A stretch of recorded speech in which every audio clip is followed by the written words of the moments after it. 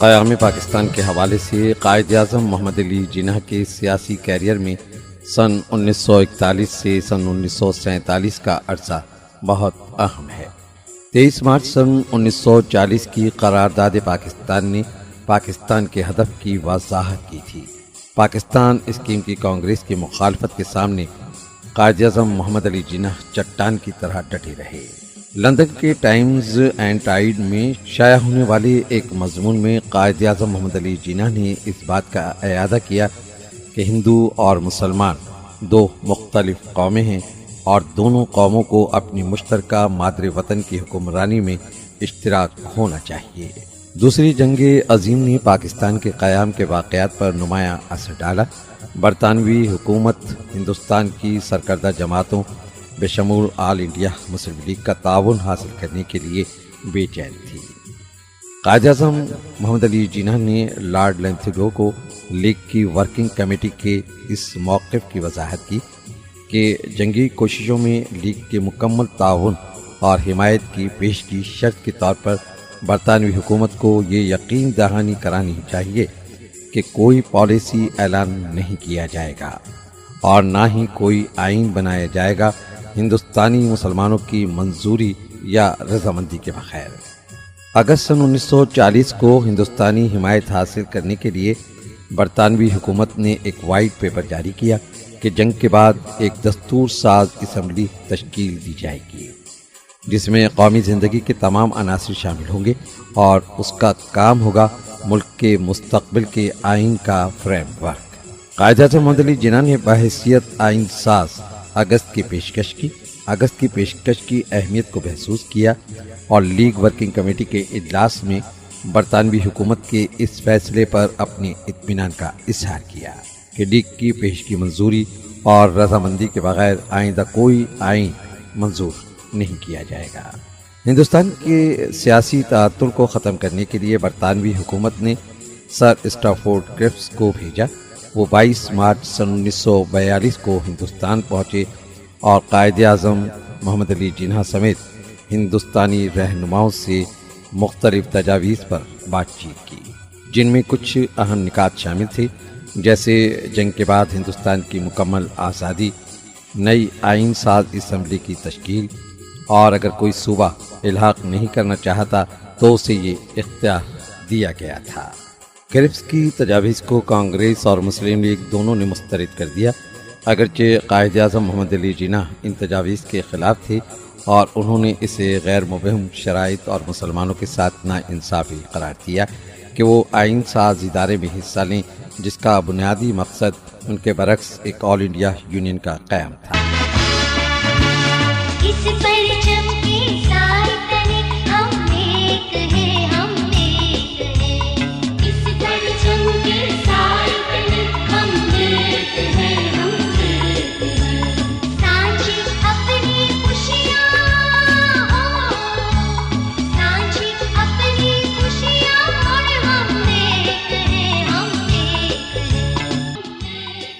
قائد اعظم محمد علی جناح کو کرفٹس کی تجاویز میں امید کی کرن نظر آئی اور انہوں نے اعتراف کیا کہ اس منصوبے کا واحد مثبت پہلو یہ ہے کہ پہلی بار برطانوی حکومت نے تقسیم کے خیال سے اصولی طور پر اتفاق کیا ہے۔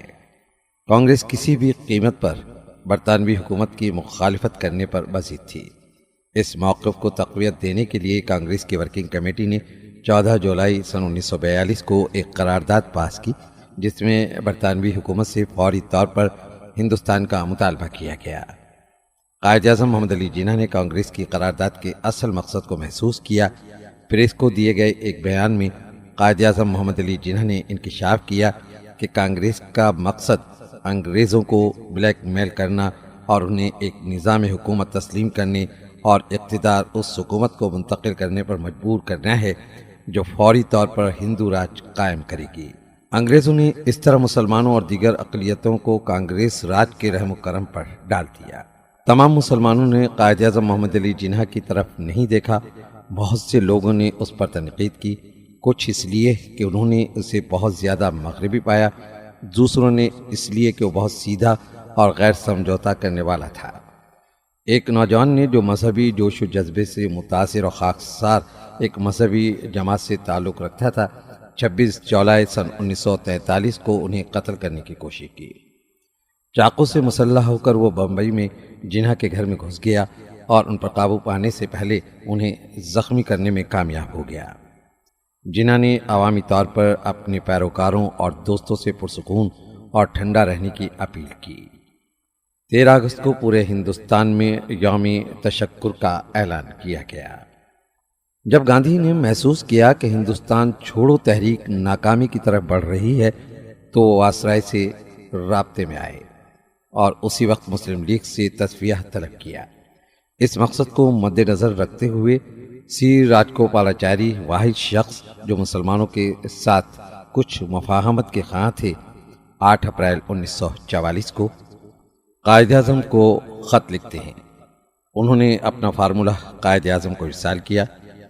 فارمولہ سی راجگوپالاچاری نے ایک تصفیہ کی بنیاد قرار دیا، جس پر مارچ سن 1943 میں گاندھی جی کے ساتھ بات چیت کی تھی اور جس کی انہوں نے مکمل منظوری ظاہر کی تھی۔ آل انڈیا مسلم لیگ کی ورکنگ کمیٹی کے سامنے سی آر فارمولے کی نمایاں خصوصیات میں عبوری حکومت کی تشکیل، ہندوستان سے علیحدگی کے معاملے کا فیصلہ کرنے کے لیے رائے شماری، تقسیم کی صورت میں باہمی معاہدے شامل تھے۔ C R formula Quaid Azam محمد علی جناح کے ساتھ بات چیت کے سلسلے میں گاندھی کے لیے بنیاد بنا۔ ہندوستان کی تاریخ کا ایک دلچسپ باب یہ بھی ہے کہ ان کی پارٹیوں کی 2 بڑی شخصیات کو بہت سی امیدیں تھیں کہ لیگ اور کانگریس کے درمیان سیاسی تعطل کو توڑنا تھا تاکہ ہندوستان کی آزادی کی راہ ہموار ہو سکے۔ بات چیت اگرچہ 2 شخصیات کے درمیان تھی، لیکن اصل میں یہ 2 اسکیموں کا تصادم تھا۔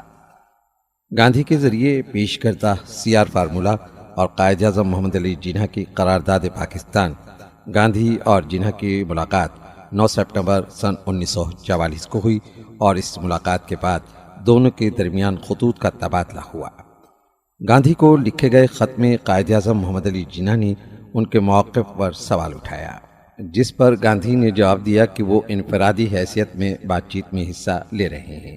قائد اعظم نے بنیادی طور پر قرارداد لاہور پر اپنے خیالات کی بنیاد رکھی کہ جن علاقوں میں مسلمان اکثریت میں ہیں انہیں آزاد ریاستوں کی تشکیل کے لیے گروپ بنایا جائے۔ ایم کے گاندھی نے نقطۂ آغاز کے طور پر سی آر فارمولے پر اصرار کیا۔ انہوں نے مزید کہا کہ جنگ کے بعد ایک عبوری حکومت قائم کی جائے گی اور رائے شماری کرائی جائے گی کہ ہندوستان سے علیحدگی کے حق میں یا اس کے خلاف فیصلہ کیا جائے۔ اس پر جناح نے جواب دیا اور ان معاملات کا فیصلہ کرنے اور کام کرنے کے طریقہ کار اور اختیار کی وضاحت طلب کی۔ جناح گاندھی مذاکرات ناکام ہو گئے کیونکہ سی آر فارمولہ اور پاکستان کی قرارداد میں مفاہمت نہیں ہو سکی، لیکن اس نے گاندھی کا کانگریس اور ماحصہ بیتی چہرہ بے نقاب کر دیا تھا۔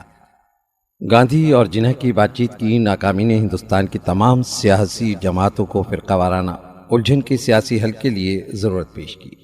14 جون سن 1945 کو لارڈ ویول نے گورنر جنرل کی ایگزیکٹو کونسل کی دوبارہ تنظیم کا اعلان کیا۔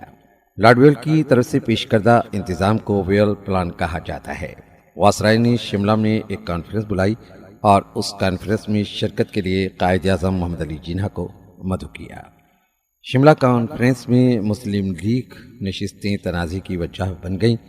کانگریس نے اپنے 2 مسلمانوں کو نامزد کرنے پر اصرار کیا، جبکہ قائد اعظم محمد علی جناح نے مطالبہ کیا کہ کونسل میں مقرر تمام مسلمان آل انڈیا مسلم لیگ میں سے ہونے چاہیے۔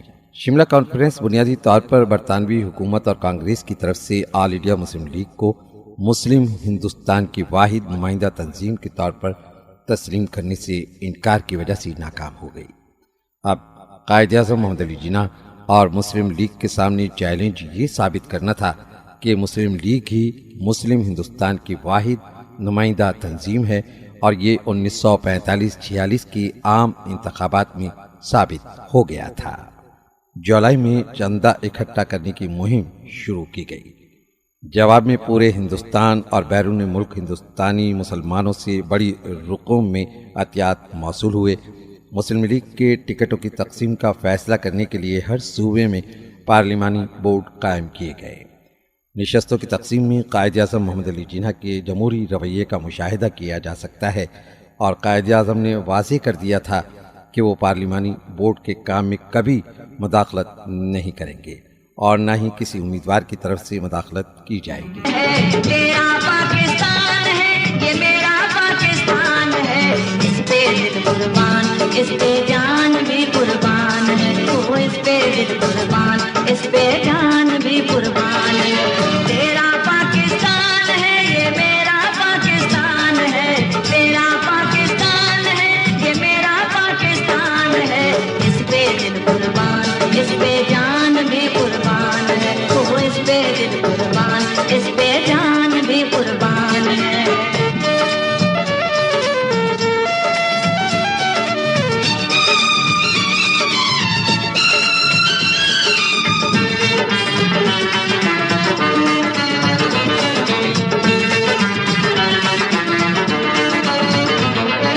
اس کی بنیادوں میں ہے تیرا لہو میرا لہو، اس سے تیری آبرو ہے، اس سے میری آبرو، اس کی بنیادوں میں ہے تیرا لہو میرا لہو، اس سے تیری آبرو ہے، اس سے میری آبرو، اس سے تیرا نام ہے، اس سے میری پہچان ہے، اس سے تیرا نام ہے، اس سے میری پہچان ہے، اس پہ دل قربان، اس پہ جان بھی قربان ہے، وہ اس پہ دل قربان، اس پہ جان بھی قربان ہے۔ تیرا پاکستان ہے، یہ میرا پاکستان ہے، تیرا پاکستان ہے، یہ میرا پاکستان ہے، اس پہ دل قربان، اس پہ جان بھی قربان ہے، وہ اس پہ دل قربان، اس پہ جان بھی قربان ہے۔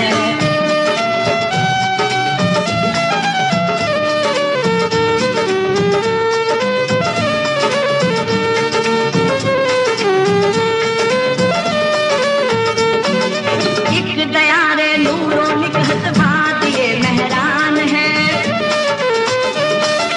نور آنکھوں کا میری خاکے بلوچستان ہے، ایک دیارے نوروں نکہت بات یہ مہران ہے، نور آنکھوں کا میری خاکے بلوچستان ہے، دل ہے سرحد کی زمین پنجاب جسم و جان ہے، دل ہے سرحد کی زمین پنجاب جسم و جان ہے، اس پہ دل قربان، اس پہ جان بھی قربان ہے، وہ اس پہ دل قربان، اس پہ جان بھی قربان ہے۔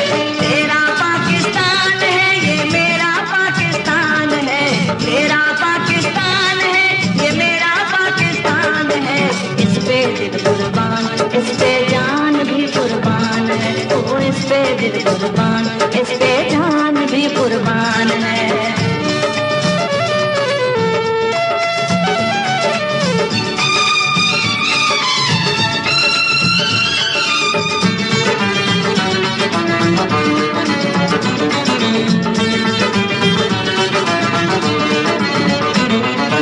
یہ میرے قائد کی جیتی جاگتی تصویر ہے، حضرت اقبال کے خوابوں کی یہ تعبیر ہے، یہ میرے قائد کی جیتی جاگتی تصویر ہے، حضرت اقبال کے خوابوں کی یہ تعبیر ہے، یہ وطن پیارا وطن سرمایہ ایمان ہے، یہ وطن پیارا وطن سرمایہ ایمان ہے، اس پہ دل قربان، اس پہ جان بھی قربان ہے، تو اس پہ دل قربان، اس پہ جان بھی قربان ہے۔ تیرا پاکستان ہے، یہ میرا پاکستان ہے، تیرا پاکستان ہے، یہ میرا پاکستان ہے، اس پہ دل قربان، اس پہ جان بھی قربان ہے، تو اس پہ دل قربان، اس پہ جان بھی قربان ہے، اس پہ دل قربان، اس پہ جان بھی قربان۔ قائد اعظم محمد علی جناح نے لیگیوں پر زور دیا کہ وہ خصوصی طور پر انتخابات پر توجہ دیں۔ کلکتہ کے میڈیکل اسٹوڈنٹس کو ایک ٹیلی گرام میں انہوں نے مشورہ دیا کہ مکمل اتحاد قائم کریں، سخت عزم کے ساتھ الیکشن کا سامنا کریں۔ لیگ کو ہر ووٹ کا مطلب ہے کروڑوں مسلمانوں کی نجات۔ لیگ نے انتخابات میں اچھی کارکردگی کا مظاہرہ کیا۔ اس نے مرکزی اسمبلی کی تمام مسلم نشستوں پر کامیابی حاصل کی اور صوبائی کی 492 مسلم نشستوں میں سے 428 پر قبضہ کر لیا۔ مسلم انڈیا کی طرف سے بات کرنے کا لیگ کا دعویٰ اب پوری طرح سچ ثابت ہو چکا تھا۔ جنگ کے بعد برطانوی حکومت کے پاس ہندوستان کو آزادی دینے کے سوا کوئی چارہ نہیں بچا تھا۔ ان حالات میں ہندوستان کے secretary of state Lord Pethick Lawrence نے 19 فروری 1946 کو ہندوستانی سیاسی الجھن کو حل کرنے کے لیے کابینہ مشن کی تشکیل کا اعلان کیا۔ کیبنٹ مشن پلان کی نمایاں خصوصیات طویل مدتی اور قلیل مدتی تھیں۔ طویل مدتی منصوبے ہندوستان کا اتحاد، فرقہ وارانہ خطوط پر مبنی، ہندوستان کو 3 گروپوں میں تقسیم کرنا اور کسی بھی گروپ کے لیے نظر ثانی کا اختیار۔ 10 سال کے بعد آئین کی شرائط قلیل مدتی منصوبہ، جس میں ہندوستانی نمائندوں کی طرف سے عبوری حکومت کا قیام بھی شامل ہے۔ قائد اعظم محمد علی جناح نے کیبنٹ مشن پلان کو مسترد کر دیا اور 22 مئی سن 1946 کو ایک بیان میں کہا کہ پاکستان ہندوستان کے آئینی مسائل کا واحد حل ہے۔ قائد اعظم محمد علی جناح نے اس فیصلے کو لیگ کونسل کے حوالے کر دیا۔ لیگ کونسل کے اجلاس میں قائد اعظم محمد علی جناح نے اپنے پختہ یقین کا اظہار کیا کہ ہندوستان کے مسلمان قیام پاکستان تک سکون محسوس نہیں کریں گے۔ انہوں نے مزید کہا، اسکیم اپنے اندر موجود ہے۔ پاکستان کے لیے ایک بنیاد یہ برطانوی حکومت پر پابند تھا کہ وہ مسلم لیگ کو عبوری حکومت کی تشکیل کے لیے مدعو کرے، لیکن ایسا نہیں کیا گیا۔ ان حالات میں لیگ نے 27 جولائی سن 1946 کو اس منصوبے کی حمایت واپس لینے اور پاکستان کے حصول کے لیے براہ راست اقدام کرنے کا فیصلہ کیا۔ اس ملاقات میں قائد اعظم محمد علی جناح نے ریمارکس دیے کہ کابینہ مشن کانگریس کے ہاتھوں میں چلا گیا ہے اور اس نے اپنا کھیل کھیلا ہے۔ تاہم سخت رد عمل کی وجہ سے ہندوستان کے آخری governor general Louis Mountbatten 22 مارچ سن 1947 کو ہندوستان آئے۔ لوئس ماؤنٹ بیٹن کو برطانوی حکومت نے ہندوستان میں اقتدار کی منتقلی کے خصوصی مشن پر بھیجا تھا۔ اس مقصد کو مد نظر رکھتے ہوئے انہوں نے اقتدار کی منتقلی کے لیے ایک منصوبہ تیار کیا۔ 3 جون کے پلان کے اہم نکات پنجاب اور بنگال کی اسمبلیوں کے مناسب انتظامات تھے۔ اگر وہ ان صوبوں کی تقسیم کے حق میں ہوں، صوبہ سرحد اور سہلٹ میں ریفرینڈم کر کے ان کی قسمت کا فیصلہ بھارت یا پاکستان میں شامل ہو جائیں۔ قائد اعظم سمیت قائدین ایک آئین ساز اور جمہوری اصولوں پر پختہ یقین رکھنے والے ہونے کے ناطے انہوں نے کہا کہ میں اس حوالے سے اپنی رائے کا اظہار کر سکتا ہوں، لیکن مسلم لیگ ایک جمہوری ادارہ ہے، لہٰذا جو ان کے منصوبے کو عملی جامہ پہنانے کے لیے سر سیریل ریڈکلف کی سربراہی میں ایک کمیشن تشکیل دیا گیا۔ کہا جاتا ہے کمیشن کو پنجاب اور بنگال کے ملحقہ مسلم اور غیر مسلم اکثریتی علاقوں کی حد بندی کا کام سونپا گیا تھا۔ ریڈکلف کمیشن کا ایوارڈ مسلمانوں کے لیے بہت حیران کن تھا۔ ایوارڈ دے کر بڑی ناانصافی کی گئی۔ گورداسپور، جالندھر، فیروز پور، زیرہ اور امبالہ کے مسلم اکثریتی علاقے بالعلوم کانگریس اور بالخصوص وی پی مینن کی خفیہ کوششوں کی وجہ سے ہندوستان کے حوالے کر دیے گئے۔ قائد اعظم محمد علی جناح نے اس ایوارڈ پر اپنے دکھ اور ناراضگی کا اظہار کرتے ہوئے کہا کہ انہیں جتنا ممکن تھا دبایا گیا اور یہ ایک غیر منصفانہ، ناقابل فہم اور حتیٰ کہ ٹیڑھا ایوارڈ تھا۔ یہ بڑی حیرت انگیز حقیقت ہے کہ قائد اعظم محمد علی جناح کی زیر قیادت بہت کم عرصے میں نہ صرف مسلمانوں میں جوش و خروش پیدا ہوا، بلکہ ہندو اور انگریز مسلمانوں کو جداگانہ سیاسی قوت ماننے پر مجبور ہو گئے۔ یہ قائد اعظم محمد علی جناح کی قیادت تھی جس نے مسلمانوں کی آزادی اور جداگانہ وطن کے تصور کو تحریک کی شکل دے دی تھی۔ آج یہ سمجھا جاتا ہے کہ سیاست اصولوں سے بالاتر ہوتی ہے، اس میں جھوٹ، ریاکاری اور ہر طرح کا جوڑ توڑ جائز ہے، لیکن حیرت انگیز حقیقت یہ ہے کہ قائد اعظم محمد علی جناح کی سیاست ہمیشہ دو ٹوک، کھری، سچی اور صاف ستھری رہی۔ ریاکاری سے پاک اس اصولی سیاست نے ہمیں آزاد وطن نصیب فرمایا۔ کون جانتا تھا کہ ایک دھان پانسی مذہب و شائستہ شخصیت نے صاف ستھری سیاست کر کے انگریزوں اور کانگریسیوں جیسی سخت اور طاقتور مخالفین کے عزائم ناکام بنا کر 14 اگست سن 1947 کو آزاد مملکت پاکستان کی بنیاد رکھ دی۔ آج بڑی خوشی کا دن ہے۔ پاکستان اپنی 75ویں سالگرہ منا رہا ہے اور اس بات کا عہد کرتے ہوئے کہ پاکستان کی شان آن بان کے لیے ہم اپنے خون کا آخری قطرہ تک بہا دیں گے اور پاکستان کی آزادی کے لیے اپنے تمام اصولوں کو بروئے کار لائیں گے اور پاکستان کو ایک عظیم مملکت بنانے میں اپنا کردار ادا کرتے رہیں گے۔ یا رب میرے وطن پہ کرم کی نظر رہے، یا رب میرے وطن پہ کرم کی نظر رہے، تیرے کرم کی ذات سے منور یہ گھر رہے، یا رب میرے وطن پہ کرم کی نظر رہے۔